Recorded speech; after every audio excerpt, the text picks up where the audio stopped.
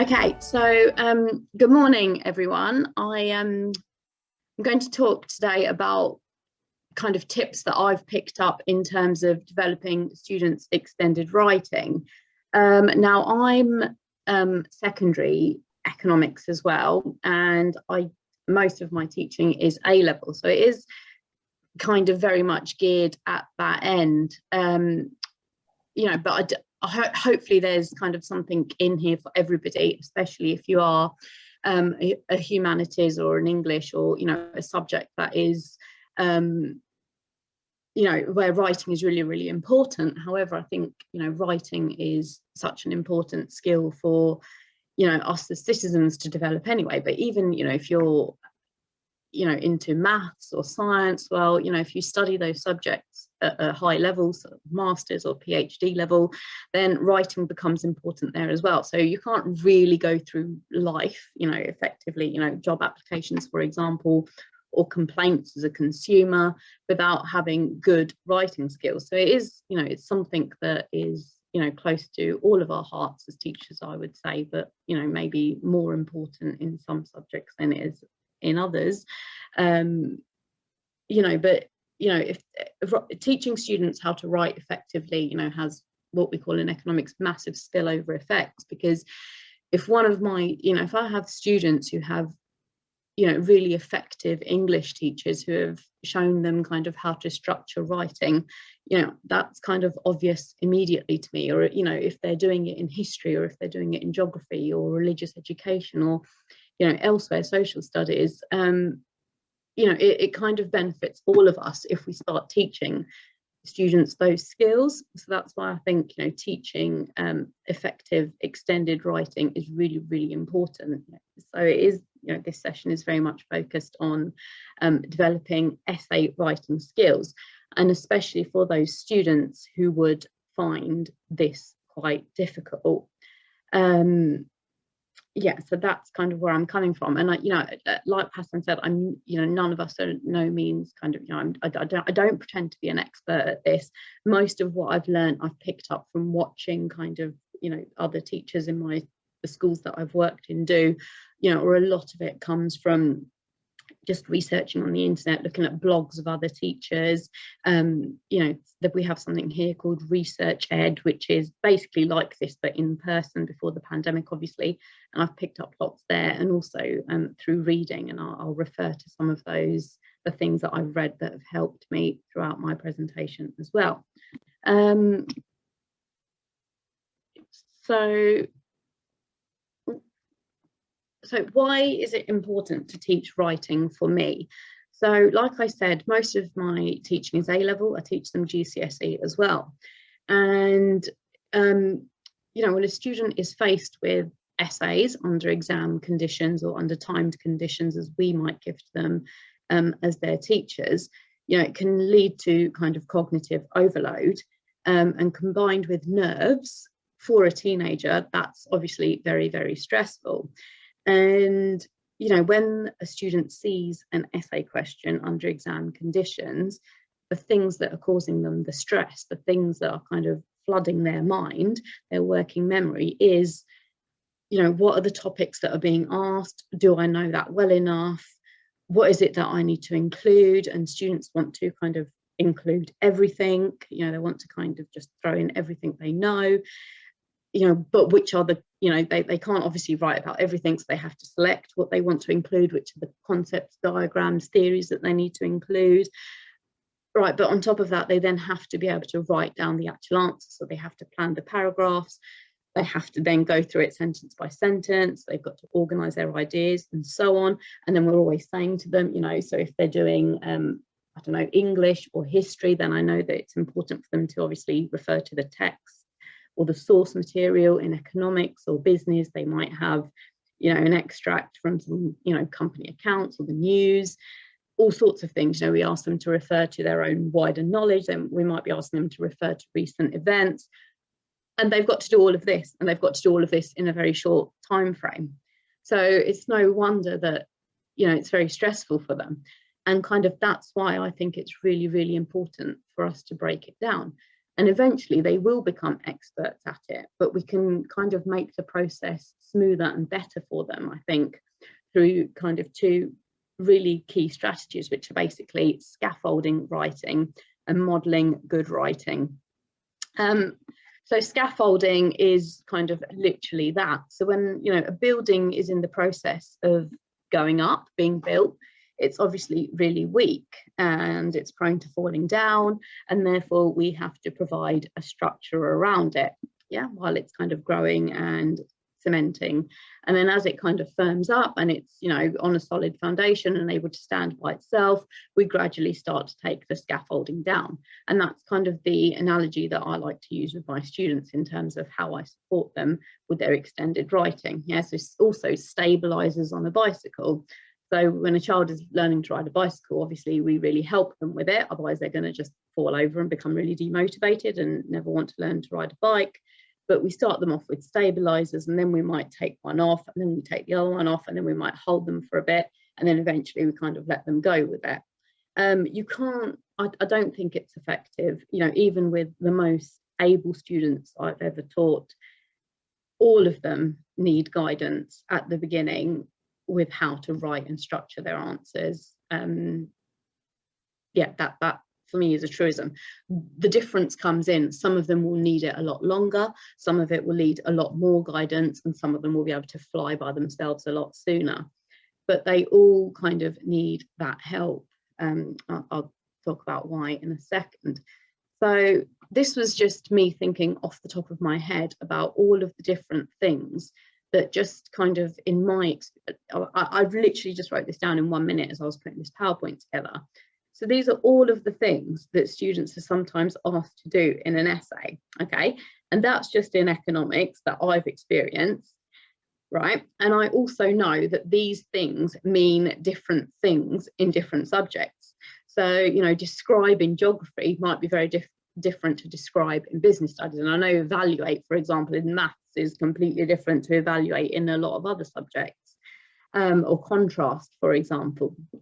So, you know, from the student's point of view, and they might be doing, you know, 8 or 9 or 10 different subjects, you can see where the difficulties come in, because what each of these words is asking them to do might be different in 3 or 4 different subjects. So it's really important then to explain to them what it is we expect of them in a piece of writing. Yeah, and that's where sometimes, you know, even the most able students might have misconceptions.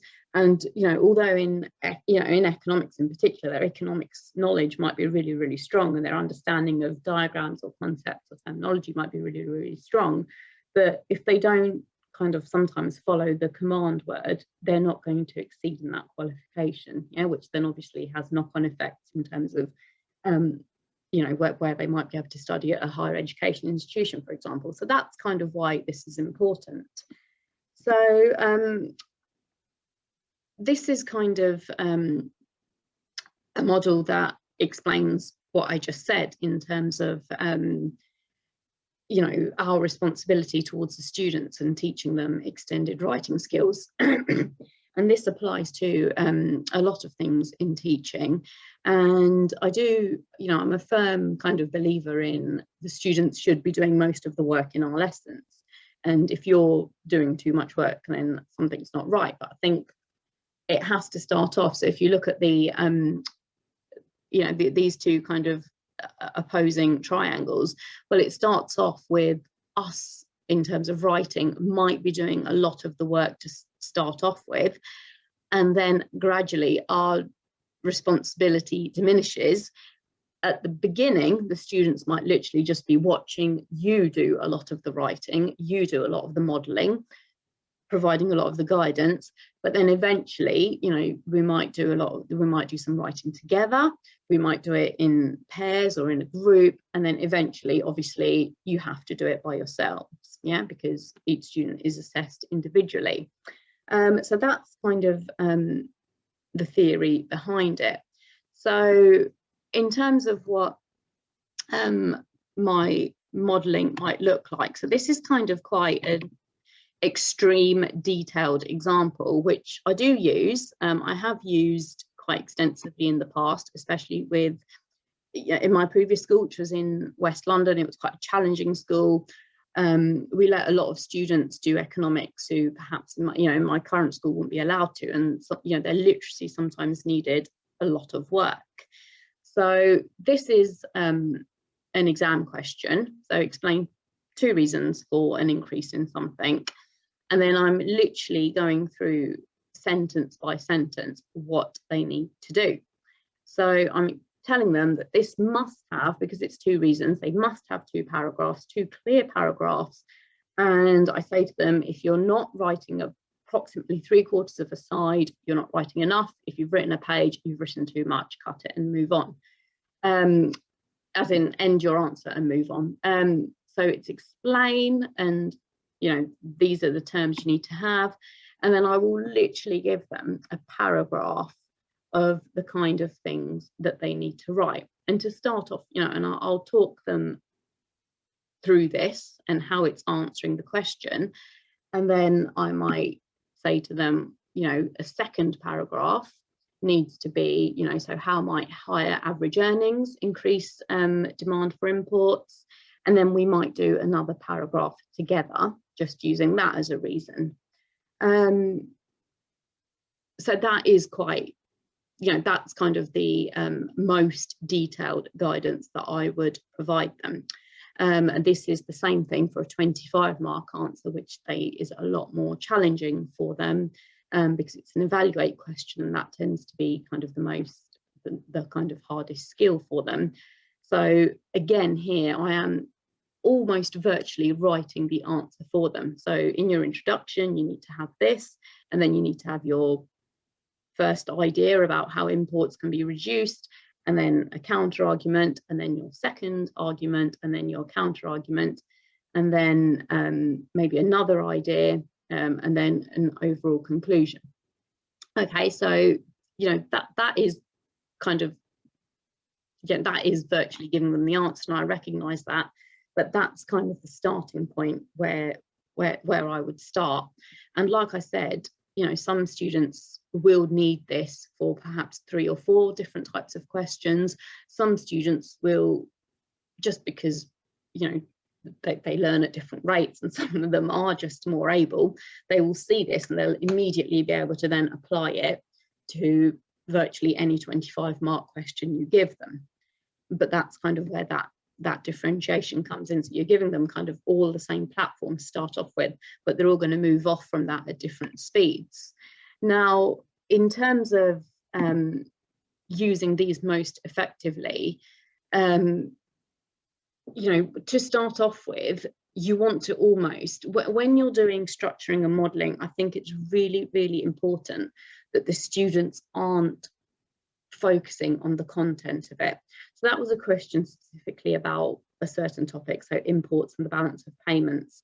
So I don't want them to be thinking about the theory or the knowledge behind it. I want them to be focusing on the process of what makes a good answer. Because if they get caught up in the knowledge, then it's, again, cognitive overload. Their brain will not focus on what it is I want them to focus on, which is recognizing how to structure the answer.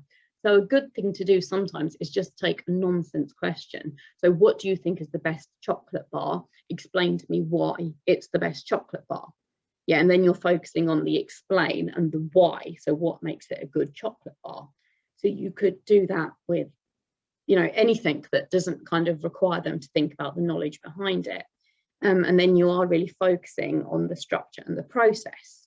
Now, another way to kind of get around that is, tell them the topic in advance, or maybe give them the notes on the topic. So they're not bogged down on the fact of, I don't know what the balance of payments is, or I don't know how a government can reduce imports. And they are focusing on the thing that you want them to focus. And like I said, eventually that guidance will be reduced. So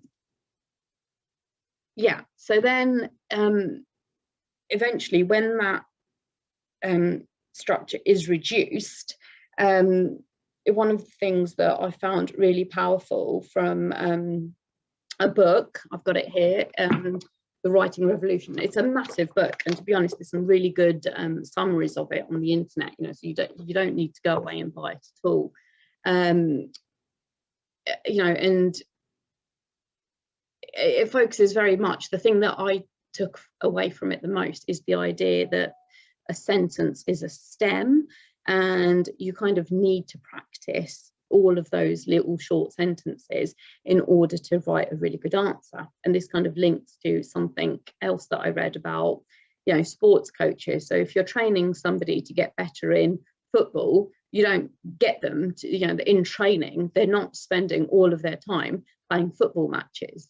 Or if you're, you know, training somebody to become a better cricket player, well, in cricket practice, you focus on a specific skill to do with cricket. You don't, you know, or in football, you might focus on passing, or you might focus on, you know, a dribbling and so on. And that's kind of, that's the same analogy applied to writing. So we've got to break it down into the little component parts. And, you know, like it says there, deconstruct the end point and then work backwards until we can build the overall picture. So those kind of sentence stems have been really, really useful. And then it allows you to move on from that really detailed guidance that I provided to kind of shorter sentences. And one of the things they really talk about is these ideas of conjunction activities. And the ones they really focus on are because, but, and so. But I've kind of expanded them a lot more, and I'm sure you will too, because there's kind of more conjunctions that help us to write better sentences than those three. But conjunction activities are so important, because if students are doing that, then they're automatically writing more complex sentences. They're showing us their knowledge, and it's allowing them to kind of string their vocabulary and theories together. And in the book, they give numerous examples of sentence stems that use kind of because, but, and so. I think I've got some examples here. So a really basic one, seeds need light to grow because, seeds need light to grow but, and seeds need light to grow so. And then there's the same thing about Abraham Lincoln, and there's something there about a musical composer.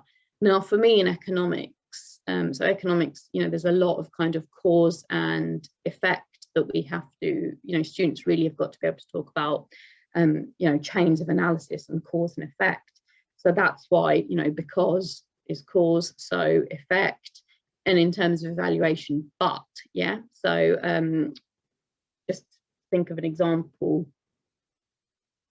I can't think of it. Right, so a cut in tax might lead to economic growth because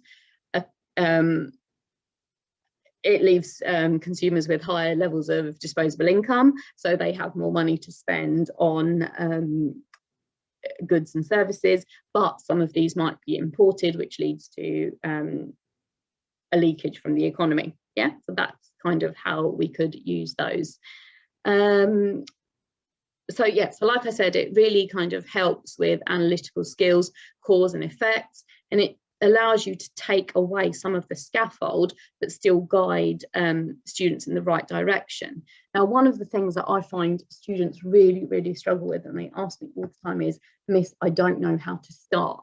You know, and that's kind of one of the most, you know, and so sentence starters, right? So, you know, one reason why a cut in tax might lead to economic growth is, and then if you give them that, that normally is enough to kind of trigger them into be able to writing something. So then eventually, instead of providing them with all of this, which, you know, in the long term we can't do, they have got to be able to do it themselves, we can reduce it to something like this. So this is something that I use at GCSE. So if they're faced with an analysed question, this is what they're expected to do. And then the way they might start a sentence is, well, one benefit of this is because, and this leads to, and then they need to do another impact or another benefit. And then obviously they then are required to kind of put in the theory themselves. I'm just reminding them of the guidance of how they need to build those paragraphs and the kind of sentence starters they need to have. Right now, you know, if some of them, you know, I say to them, if you don't want to use it, that's absolutely fine, but I want to constrain the most able. You know, and some of them will ignore it, and this is just second nature to them once they've kind of understood it. But some of these will, you know, they need to kind of internalize this. They need to have kind of they need to just do it automatically. So that's why we provide that. And then, you know, just to show you as an endpoint where I want them to get to is something like this. So this is something that's up in my classroom a lot. So this is a 25-mark question about a power station. So do they need to do the negative externalities outweigh the positive? Yes, they do. So tell me why this needs to be in your paragraph. Or no, the negative externalities do not outweigh the positive externalities. Will tell me why, link back to your question. Right, and then in your conclusion, which side of your argument is heavier and why? You know, and actually conclusions are something that students really struggle with, you know, and kind of the conjunctions there as well, connectives are really, you know, they again, that's something that needs to be taught and modelled and scaffolded quite a bit, because writing an effective conclusion is really important. And then kind of my end point where I want to get to with all of them, and like I said, you know, the most able will just get there quicker, is something like this. So a 25-mark question on fracking, right? So what are the key bits you need to have in your answer? What are your positive points? What are your negative points? And so on. Yeah, and then that is basically what I would expect them to scribble on their exam paper. So, you know, when they're faced with the question, so that they've got some kind of basic structure that should take them 1 or 2 minutes to do, that would help them to focus their answer. So yeah, so that's kind of how I'm taking away the scaffolding over time. So yeah, so just in terms of kind of what I've gone over, so the scaffolds that I use is really detailed guidance to start off with. You kind of go through the question, you know, the knowledge requirements together at the start, make it about the structure, you know, tell them in advance the topic that they need to revise or give them notes and so on. You know, give them as much, you know, don't make it about the time to start off with. You know, sometimes to get you know, to guide them through the process can take many lessons or many hours of work or many hours of homework. But you know, in terms of the metacognition is like a really trendy word at the moment, and there's loads of various complicated definitions, but to me it's just about what are you thinking when you do something, because that's what the students need to understand. Yeah, because we do this, we're the experts in the room. To us this is really easy and it's second nature, but we need to be able to explain to the students what is going on in our brains. And that's why if you go through it with them, you know, or even if you just write it, like my writing frame, the really detailed one that I used at the start, if you write that with them on the board, and then you can ask the students, right, what are you going to put in the second paragraph? Or you can pick students, right, you know, so right, so this is going to be your first sentence. Now give me a, you know, a cause or an effect, or give me a counter argument. And then you can kind of co-construct it together, and they can see the thought process that's going on behind it. That's all that metacognition is really. You know, and then you can develop that into kind of pupil activities as well, and then eventually kind of let them on it by themselves.